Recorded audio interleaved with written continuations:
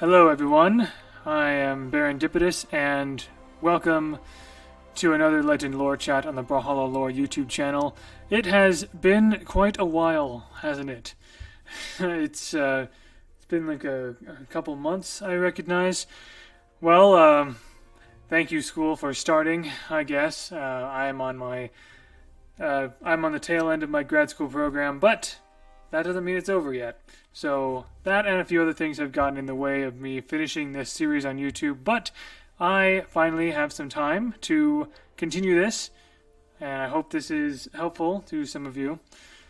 In any case, we did Isaiah last time, and now we're going to do Jiro, the Shogun's Shadow.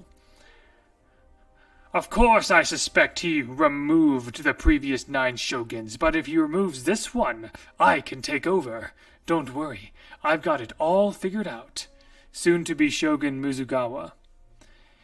We don't like to brag, but we're kind of impressed with how many people are here because of us. Did I say us? I mean we. Just one.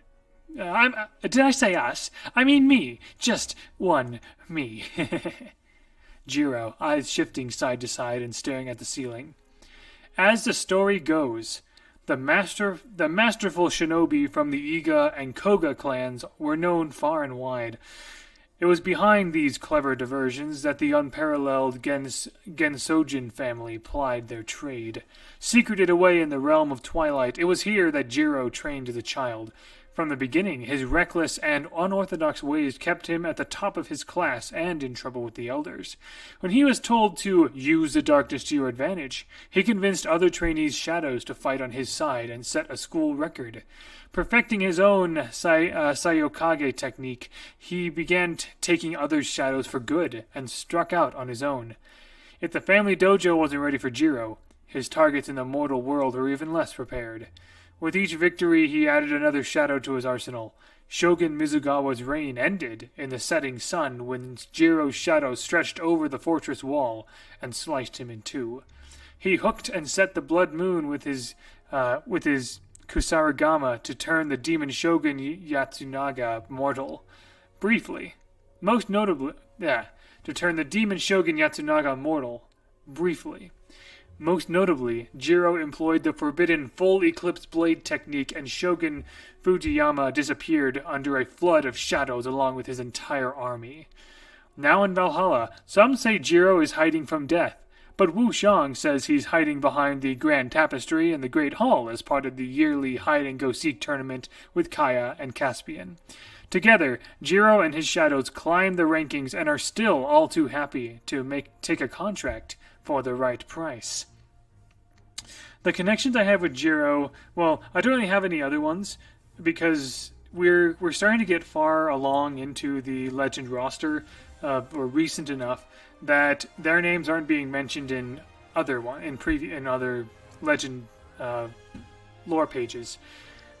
However, as I've said in the Hattori and Koji episodes, Ashi Arts has recently convinced me of a very possible connection between Jiro, Hattori, and Koji. In Koji's lore, we get a description of a slight red man with red eyes rising from the shadows. That's the second to last paragraph down. Introducing himself as a fellow second son, the brother of the demon Kajima offered Koji power untold and a way out. So a slight red-eyed man from the shadows trying to make a deal, an agreement, a contract with Koji. Does that not sound very similar to Jiro here? He has red eyes. A lot of artists see him as a bit of a slight man. I've heard the word twink used sometimes. Maybe not for Jiro specifically, but anyway. So maybe not so much, but like he could be a slight man, very nimble. And, he makes contracts for the right price. And so, if he is indeed the very same person who approached Koji from the shadows, that means that Jiro is the brother of Demon Kajima, which means he is the husband of Hattori, or Hattori, as the Japanese would say. Hattori. Because Kajima's own brother was the one who asked for Hattori's hand in marriage in exchange for power. And, well, Kajima, the brother of Kajima, also offered power to Koji. So that sounds to me like Jiro. I know not everyone agrees with me on this, but I see it, and it's not official, certainly. But then again, I didn't think that the Sir Roland and Bryn connection was official for a long time either. So, who knows? In any case, just going to take a moment to show some of these signatures, as well as going over bits of his lore here. So, Jiro, like Hattori, is a ninja. That's another similarity the two of them share. Specifically, he is a shinobi, which is a term often used to refer to a male ninja. And because he's a ninja, he is from Japan. Alright? So there are several Japanese terms that are mentioned in Jiro's lore. Sayokage, when I looked that up, the only Japanese translation I got was, again, night shadow or something. Kage means shadow, so I know that. In any case, it's the technique that Jiro seems to use to steal other people's shadows. Shinobi, as mentioned before, a male ninja. Shogun is a military dictator in Japan. So it was like in feudal Japan, Feudal, not futile, but feudal Japan. The shogunate, the shoguns, existed from the late 12th to the late 19th century. So Jiro, Hattori, and Koji could have met each other. They could have all been from the same time period. Although, I mean, it might... I mean, I say in the wiki that it's not likely because it's such a large time frame.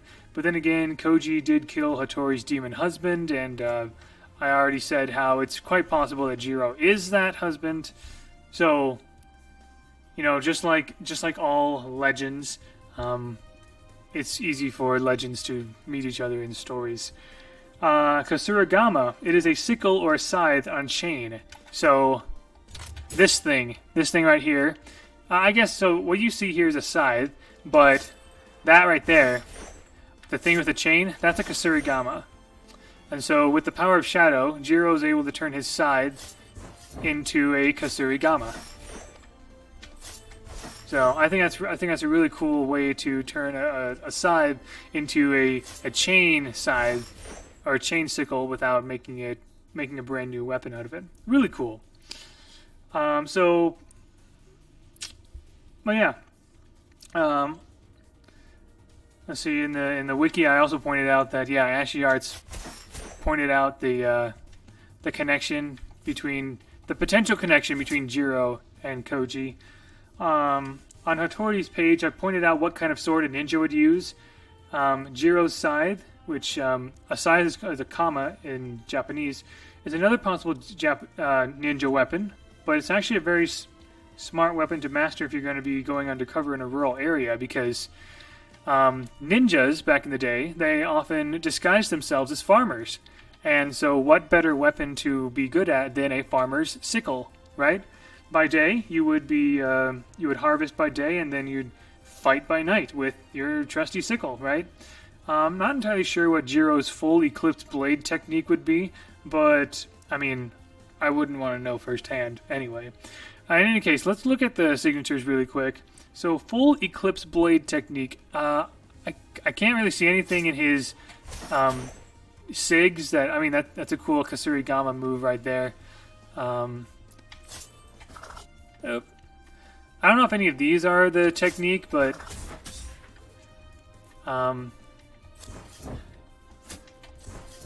we do know that let's see. There we go. I really like how the shadows come to help.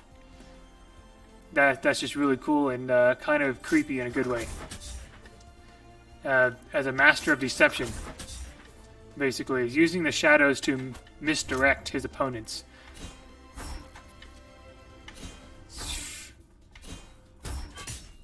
Nice. And then, come on.